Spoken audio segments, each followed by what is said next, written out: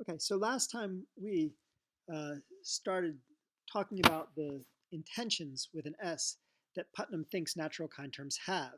So the natural kind term water, for example, has this complex intension that consists of a series of conditionals captured by W1, W2 on down to W star.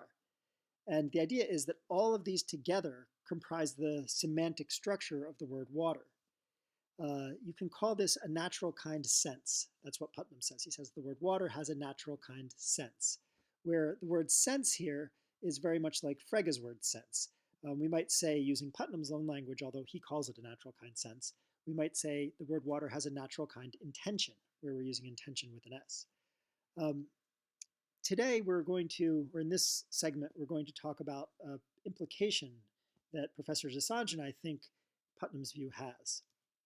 So uh, it would be odd if natural kind terms like water and gold and tiger had the kind of semantic structure that Putnam thinks they do when and only when there is in fact a natural kind. So why do I say that would be odd? Well, it would be remarkable, right? It would be remarkable if every time we introduce a natural kind term, we successfully picked out a natural kind. It would also be striking if we introduced all these superfluous conditionals into the semantics of terms, right? So if it's true that every time we introduce a natural kind term, there really is an underlying hidden structure, then what's the point of all those extra conditionals? What's the point of having sort of safety conditionals if we get it right every time? That is, what's the point of having conditionals that allow us to refer to something, even if there isn't a hidden structure, if we only ever introduce natural kind terms when there is a hidden structure? There wouldn't be a point. So that suggests that there will be some terms, kind terms, that don't refer to a hidden structure, that don't refer to an underlying kind, but have the same semantic structure as natural kind terms, that have what Putnam calls a natural kind sense, or a natural kind intention. There's another reason to think that we should expect some terms that don't refer to hidden structures, that don't refer to a genuine natural kind, to have this kind of semantic structure. And it's this. We can ask ourselves, why are there natural kind terms? What makes us introduce terms that have this semantic structure? Well, remember, Putnam says it's our intention with a T. That is, we intend to refer to a hidden structure, and that intention is what determines the meaning of the word water, or the sense of the word water. Well, why would we have that intention when and only when there was in fact a hidden structure? In order to get the conclusion that we intend to refer to a hidden structure only when there in fact is one, in order to get the conclusion that we sort of our intentions perfectly track reality, you would need an argument, and there just never has been an argument for that claim. In fact, there's never been any explanation of why we have the intentions we do. That is, no one has tried to say, here's the psychological features that make us intend to refer to hidden structures, and more generally, that make natural kind terms have the semantic structure that Putnam says they do. Well, Professor Desange and I try and fill this void. We try and suggest here's an account that explains why natural kind terms have the semantic structure they do. And broadly speaking, it's something like this.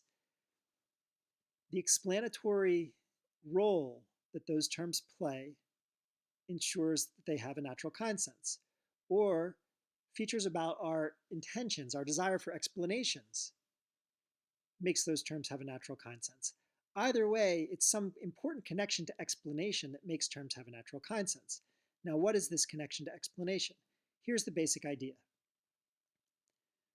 When we introduce a natural kind term and then use it, we are presuming that there are explanations for various facts. For example, why is it that the stuff that comes out of my faucet boils at the same temperature as the stuff in the lake? Why is it that the stuff that comes out of my faucet freezes at the same temperature as the stuff in the lake? Well, here's a potential explanation.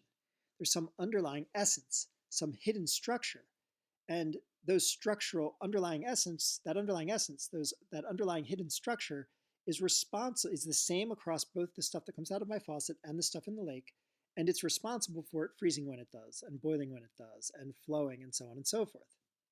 So that underlying structure is common to both samples, the sample from the faucet and the sample from the lake, and it either causes or grounds the disposition to behave the way that water behaves. So positing these hidden structures gives us a potential explanation for facts we want to explain, like why the stuff from my faucet and the stuff in the lake behave in the same way. Now, if that's the right account, that is, if that's why we introduce, we intend to refer to hidden structures, if that's why more generally natural kind terms end up with a semantics like Putnam says they end up with a natural kind sense, then we should expect some other terms that aren't natural kind terms to have the same kind of sense. Why? Because we should expect that we'll have that intention to refer to some underlying essence that can do some explanatory work whenever positing an underlying essence would allow us to get the explanatory punch. That is, whenever an underlying essence, if it were present, would do some explanatory work. Now, here's an example that may help illustrate this point. Suppose it turns out that the vast majority of people who have ever intimidated smaller and weaker folk share a particular gene, and that gene is the cause of, or the ground for, them picking on smaller and weaker folk, systematically intimidating smaller and weaker folk. Then we might say there's a bullying gene, and someone is a bully if and only if they have that gene. Now, if it turns out that a particular person, a rare person, systematically intimidates smaller and weaker people, but doesn't have that gene, the idea goes, we'd say that person isn't a bully, because when we use bully, we're referring to whatever and only whatever has that gene that is responsible for bullying behavior in the vast majority of cases. And if it turns out that someone has that gene but suppresses through hard work their inclination to systematically intimidate smaller and weaker people, we could say of that person, well, he's a bully who manages not to bully people. If that's right, then a sentence like a bully is someone who systematically intimidates smaller and weaker people is not analytic and is not a priori. And that's an interesting result. More generally, though, and this is this is an issue Professor Desange and I don't talk much about in the paper, but it's the lesson I want you to draw. Sorry, I didn't put this up when it was relevant, so I'll just leave it here now. It's the lesson I want you to draw. Well, let me just advance through the slide here and see what's on the slide. Okay, this is what I'm getting at now. If we're right that a variety of terms have a natural kind sense, even ones where we now don't expect there to be a hidden structure because maybe we've investigated and haven't found one, nonetheless, the referent of the term can be fixed by a causal relation between us and something in the world. And consequently, because the description isn't reference fixing, that is, the description we associate with a term, like someone who systematically intimidates smaller and weaker people is the description we might associate with bully, because that isn't reference fixing, we can say that the reference of our term is fixed by a causal relation to some properties in the world, and consequently, we can get a kind of convergent realism for those kinds of terms. Now, I'm not explaining this super well. You should read the paper. I'm trying to go quickly here so I can get this up tomorrow. But the basic end of the day upshot is this. If we're right, and various philosophical terms have a natural kind sense, then you can get a kind of convergent realism for philosophical theorizing, just like you can get a kind of convergent realism for scientific theorizing if Putnam is right about ordinary natural kind terms.